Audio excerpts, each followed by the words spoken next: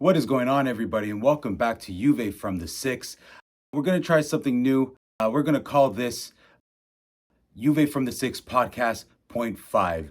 Every weekend, I do plan on releasing a podcast with my buddy Leo, as you saw this past weekend, released this past Monday.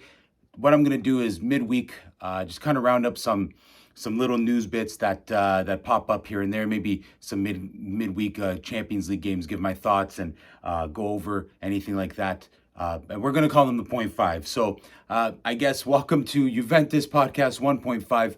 I'm your host, Chris. And obviously, what we're going to be talking about today is Juve versus Malmo took place this past week. First game of the Champions League. Obviously, the scary thing that Juve goes through, Europe, I guess, if you will. But before we jump into that, I'm just going to get you to like and subscribe to the channel.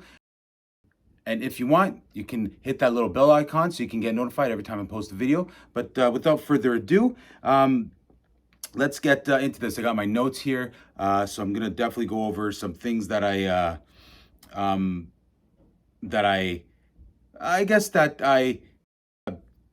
took away from the Juventus versus Malmo game. As we all know, huge start to the season for Champions League as Juve successfully took on Malmo. Didn't know what to really expect going into this game with that horrid start in Serie A, but I guess, you know what, different league, different Juve. This definitely looked like the Juve of old. One thing that I absolutely loved watching was Morata and Dybala, because I don't know about you guys and girls, I had reminiscence of 2015 Juve with Dybala Morata, because honestly, I really do truthfully think that, I mean, I know there's that buyback clause with Morata, and if he wasn't that good for Juve, Real Madrid wouldn't have bought him back. But if we were somehow able to keep Morata at Juve, I think the last 5 years would have turned out a lot different. I still think we probably would have went after Ronaldo. I think Pogba would have probably stayed. We probably would have saw one Champions League trophy in there for sure, because that team that we had, that Allegri had, with all those young guys, I think they were special. Allegri had something going there. We were just missing that one true striker, which we did end up getting. Right signing, wrong time. But all in all, Juve had a stellar game, start to finish. So they lined up with the 4-4-2, which a lot of reports were saying, sorry about the shakiness here, that reports were saying that Juve was going to go with heading into the game this past weekend against Napoli, which they ended up sticking with the 4-3-3. So Juve lined up with the 4-4-2, Morata, like as I mentioned before, Morata and Dybala up front, followed by Rabiot. This goes left to right. Rabiot, Bentancur, Locatelli, Quadrado in the midfield, and then Sandro, De Ligt, Bonucci, and Danilo, and obviously Szczesny in net. I don't think this could have went any better. Didn't know what to really expect. You kind of think to yourself, Malmo is better than Udinese and Empoli. We tied Udinese, we lost Empoli, so what were we going to see from Juventus here? I think this is what we needed, especially a huge bounce like this moving into the weekend game against AC Milan. Heading into this game, Juventus had not ever lost to a Swedish side, so we had that going for us. And obviously the last two games, the last time we played Malmo, which was under Max Allegri, won both those games 2-0. This was Massimiliano Allegri's first game with Juve since that aforementioned, or since that ugly elimination in the quarterfinals against Ajax a few years back.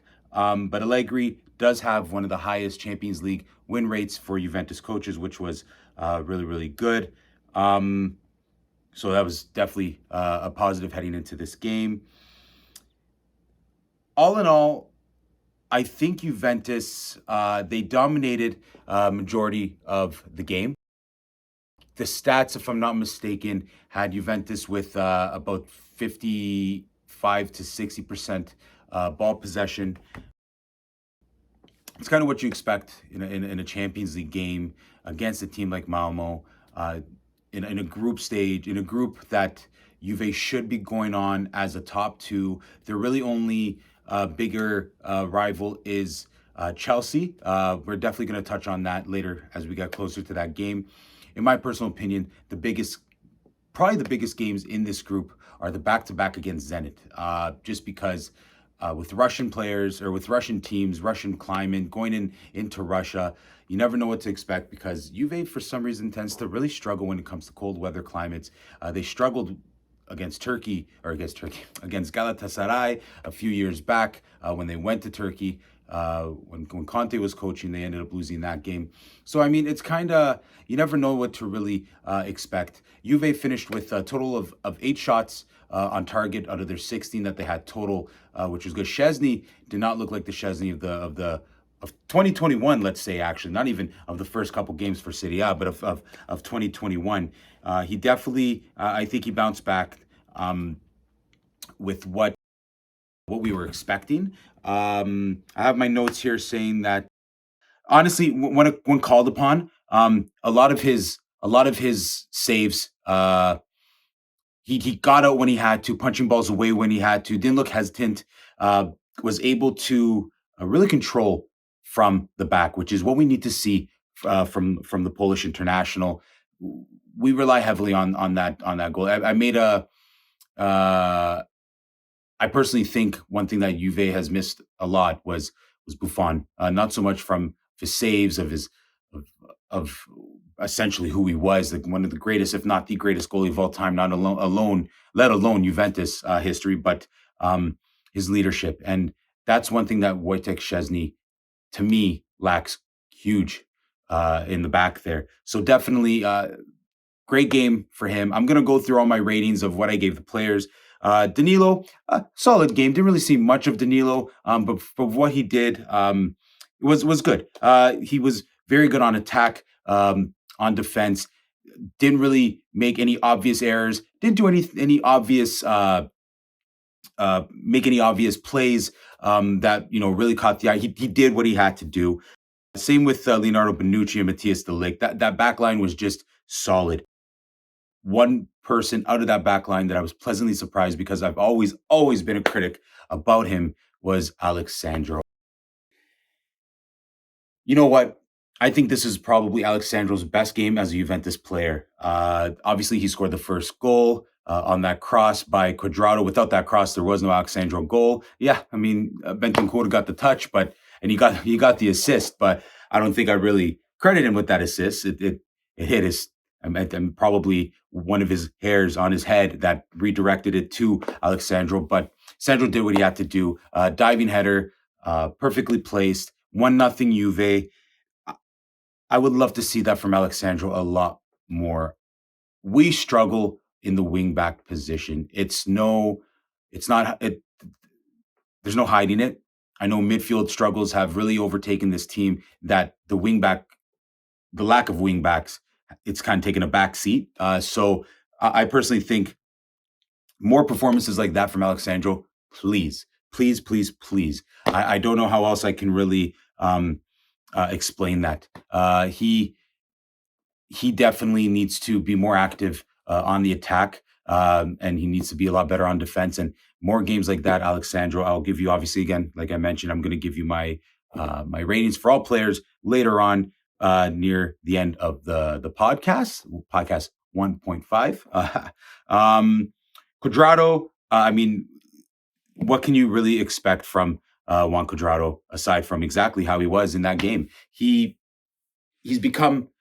He's another one I've been critical of. I think I'm very critical of the team up and down. I try my best not to be. I try my best to not be biased, but I find sometimes when I'm not biased, I become insanely critical. Not a good thing, and I do apologize, Juventini. The more you watch my videos, and especially the more if they struggle, the critics will. The critic in me will definitely come out.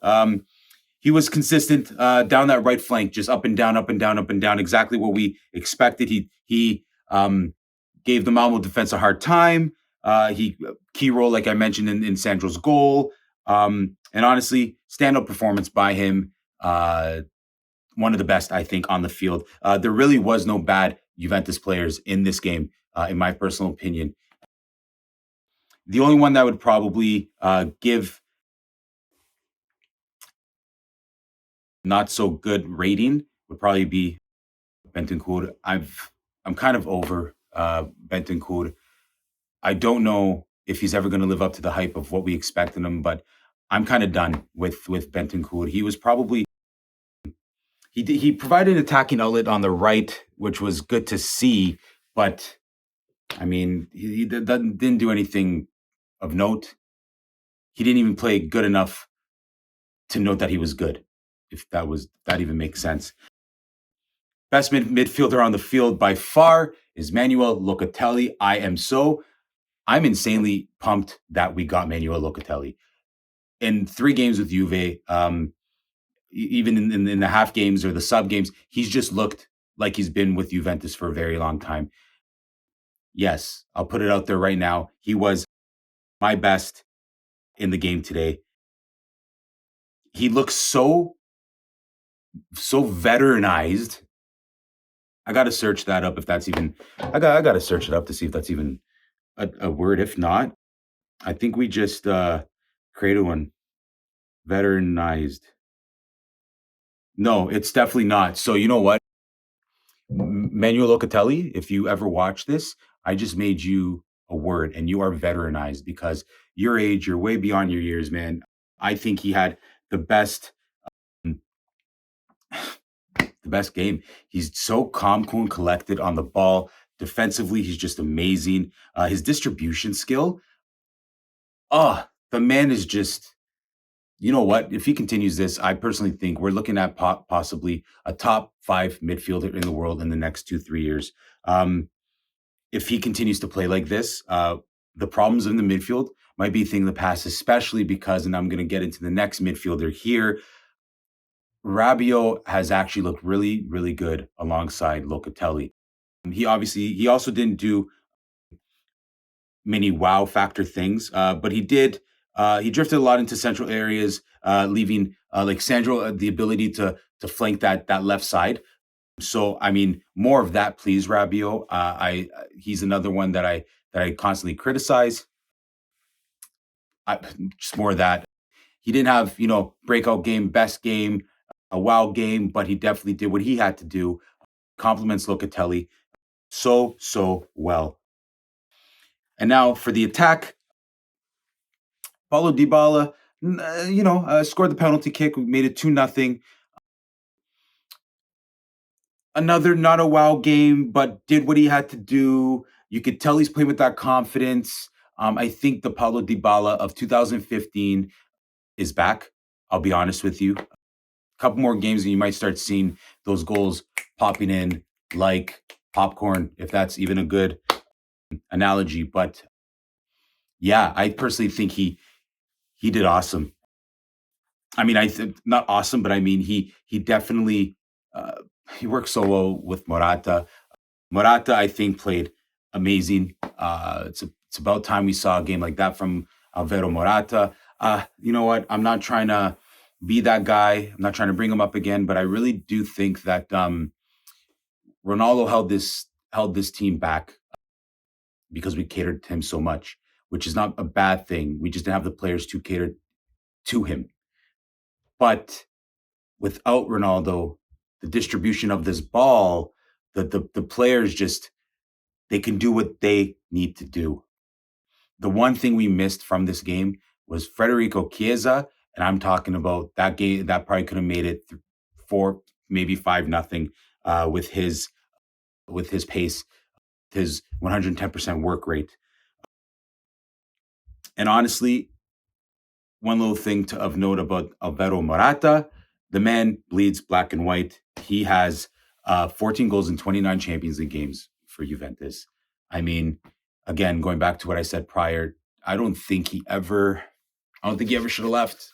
I mean, I get it. I understand the purpose of the breakdown of that agreement, but Mirota, I don't even know what he was thinking, because if Morata does well, yeah, of course Real Madrid is going to want him back.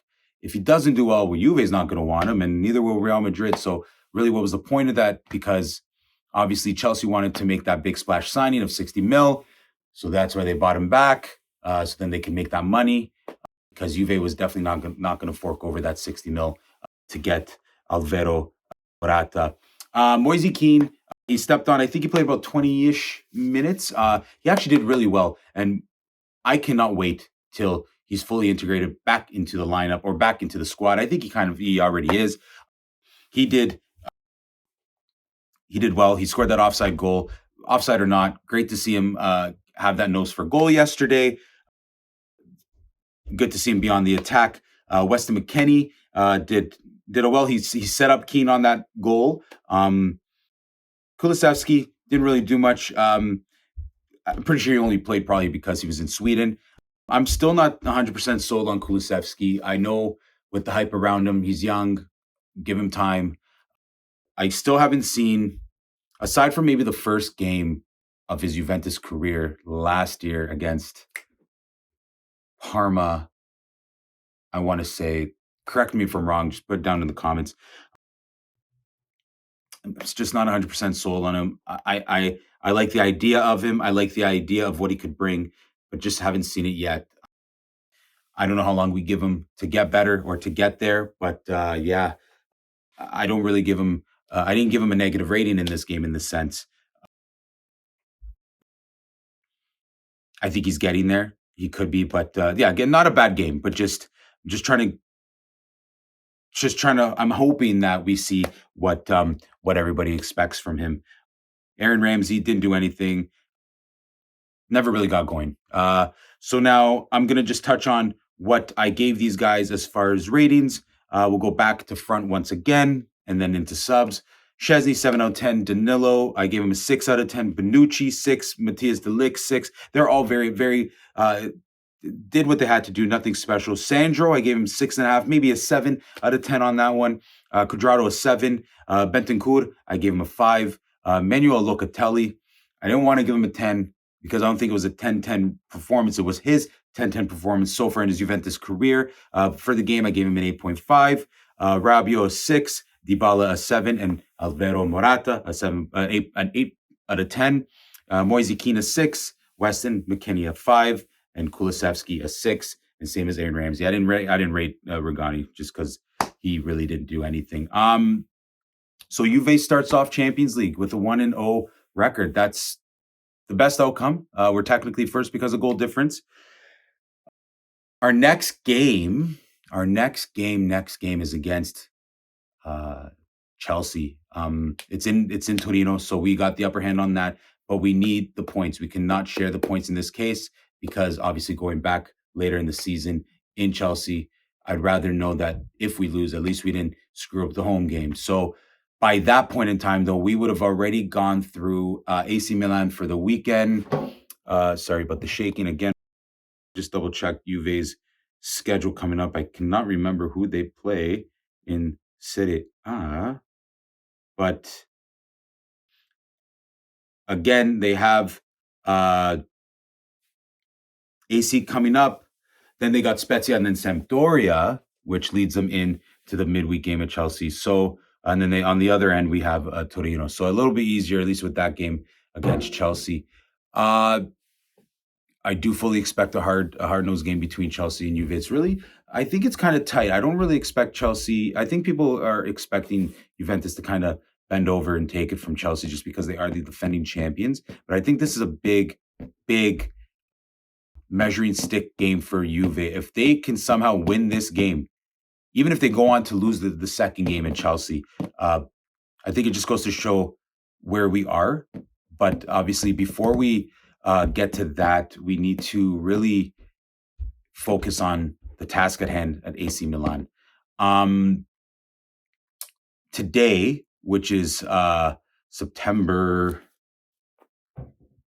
whatever, it's the following day after Juve's game. AC played Liverpool.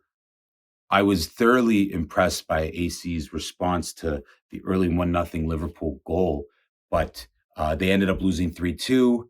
So you know they're going to want to bounce back on the weekend and make put their foot down on Serie A against Juve as well. But I mean, it's going to be a tough game. It's going to be a very tough game. Juve need to be ready. I fully expect Chiesa and Bernardeschi to be there.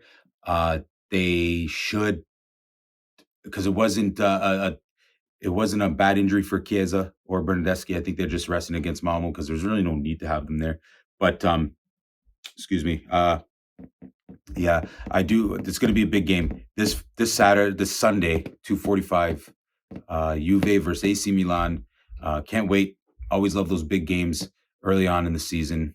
I think a big win like this against Malmo. This was the first time since 2010 that Juve got their first win of the season in a European game. The last time, again, 2010 in Europa League. So, I mean, hey, you know what? It's always that one game that you need to just get the confidence going. Like I said, Dybala, Morata looked really good feeding off each other. Really brought back the memories of what they were back in 2015. So more of that, please. More of that, Juve. Thank you very much for joining me on this podcast 1.5. I hope you enjoyed it. If you have any comments you want to put down as far as the game, how you felt, maybe what they need to switch going into the Sunday game, just put down in the comments. But other than that, thank you again for joining me. Just want to remind you one last time, don't forget to like and subscribe. Juve from the 6, and I'll catch y'all in the next video.